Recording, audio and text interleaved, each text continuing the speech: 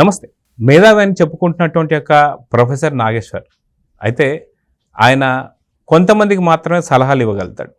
మొత్తానికి ఇప్పుడు కూటమి గవర్నమెంట్ వచ్చిన తర్వాత మద్యం పాలసీల గురించి 99 రూపాయలకే ఒక మంచి క్వాలిటీ లిక్కర్ని అందిస్తున్నటువంటి ఒక కూటమి గవర్నమెంట్పై ఆయన ఆరోపణలు చేస్తున్నారు. అయితే ఆయన చేస్తున్న ఆరోపణలు ఏంటి అనే వాటిపై మనతో పాటు సూర్యదేవ లత గారు ఉన్నారు. వారిని అడిగి తెలుసుకుందాం. మేడం నమస్తే.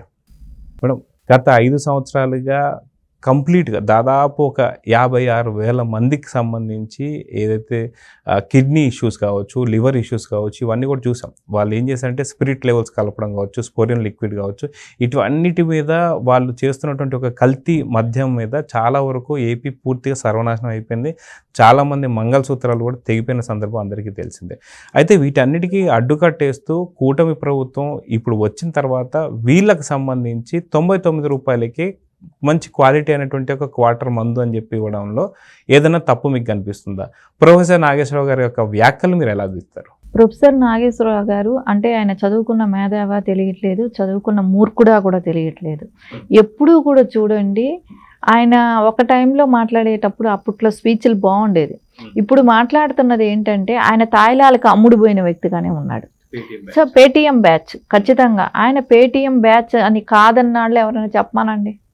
సో ఆయన ఎప్పుడు ప్రజల కోసం వాయిస్ ఇవ్వాల్సిన వ్యక్తి ఒక వ్యక్తి కోసం మాట్లాడుతున్నాడు. సో ప్రజలకి సంక్షేమం కోసమే కానివ్వండి, ప్రజలకు పనికొచ్చే పథకాల గురించే కానివ్వండి, ప్రజలకు అంటే వాళ్ళ ఆరోగ్యానికి సంబంధించిన విషయాలే కానీ ఏ విషయం ఆయనకు పట్టదు. ఆయనకి కావాల్సింది జగన్మోహన్ రెడ్డి సీఎంగా ఉంటే ఈయనకు వచ్చే తాయిలాలు ఈయనకు వస్తుంది.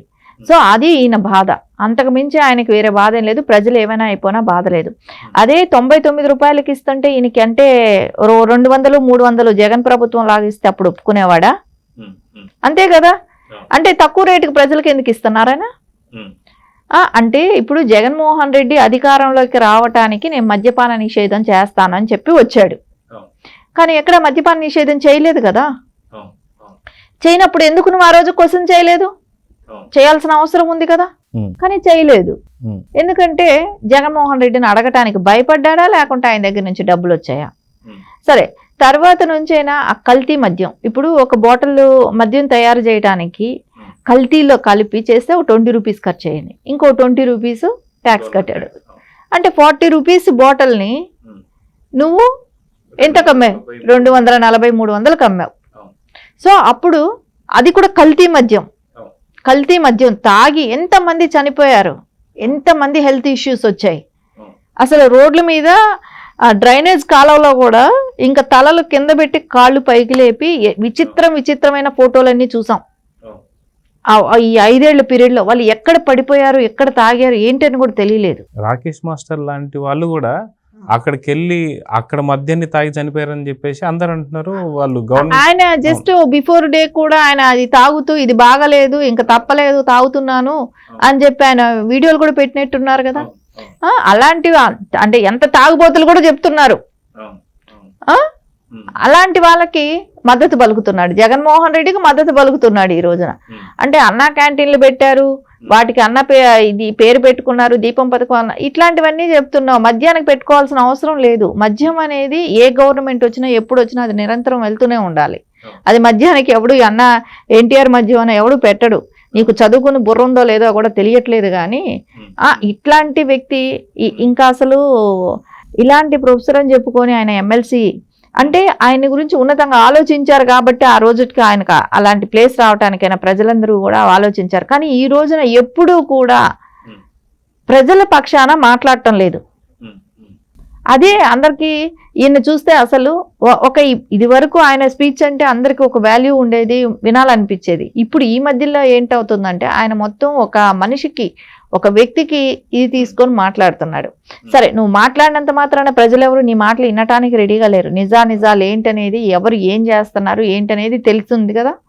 సరే, ఇన్ని రోజులు అమరావతి ఉద్యమం జరుగుతున్నప్పుడు ఇంతమంది మహిళలను కొడుతున్నప్పుడు వాళ్ళ రోడ్ల మీద పడేసి కొట్టారు, వాళ్ళని కేసులు పెట్టారు, అర్ధరాత్రుల పూట అరెస్ట్ చేశారు, వాళ్ళ అర్ధరాత్రి పూట్ల పోలీస్ స్టేషన్లలో పెట్టారు, నానా బూతులు తిట్టారు. అలాంటి రోజు నువ్వు పట్టించుకొని అడగలేదే, ఆ రోజు నువ్వు మాట్లాడలేదే.